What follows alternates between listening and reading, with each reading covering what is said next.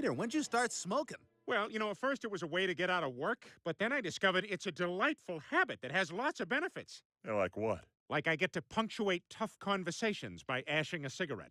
Joe, your marriage is over. Oh, please. Bonnie and I are stronger than ever. Your marriage is over. People are so used to it, they can't even stop themselves, so there's nothing that can stop them.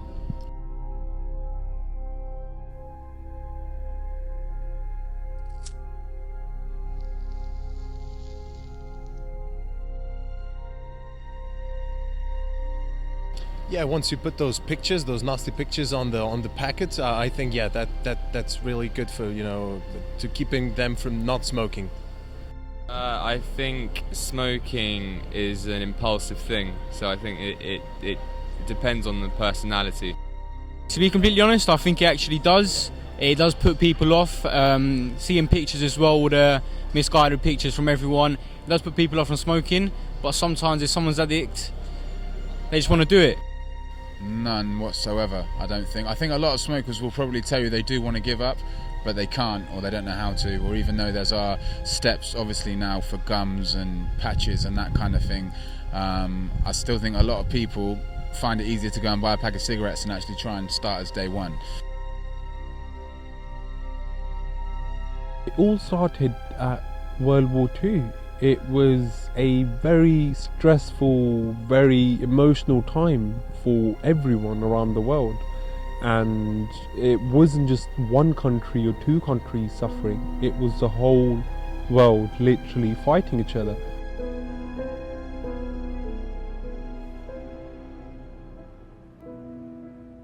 That's initially when the cigarettes were actually introduced in the market.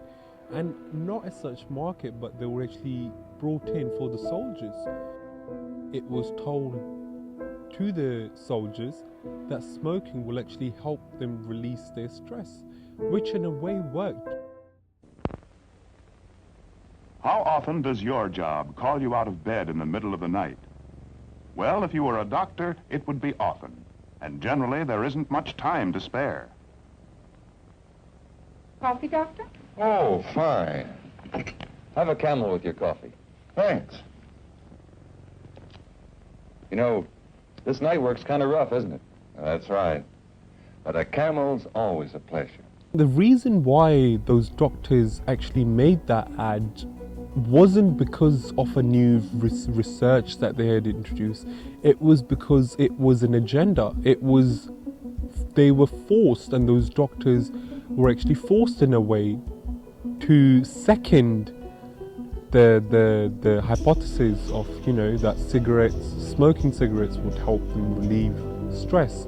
That wasn't actually the case at all. The doctors knew that wasn't the case at all, but they still continued backing it because it was an international agenda to make sure that when the soldiers are smoking, it's helping them relieve that stress, and at the same time the soldiers will continue fighting the war for the countries that they're fighting it for.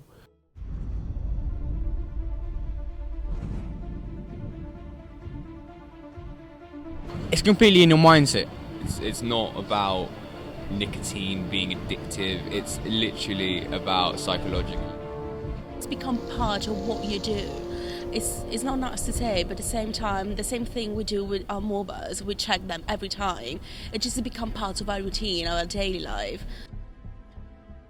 Your body is so used to not the nicotine and not inhaling smoke.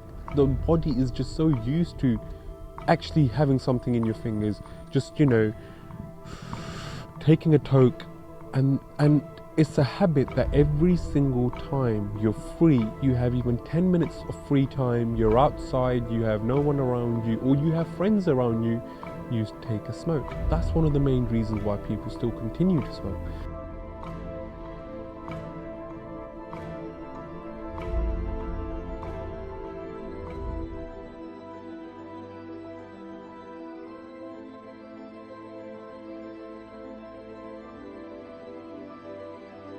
Stop smoking. Stop smoking. Stop smoking. Stop smoking. Stop smoking! Stop smoking! Stop smoking. Stop smoking. Keep thinking about stopping smoking.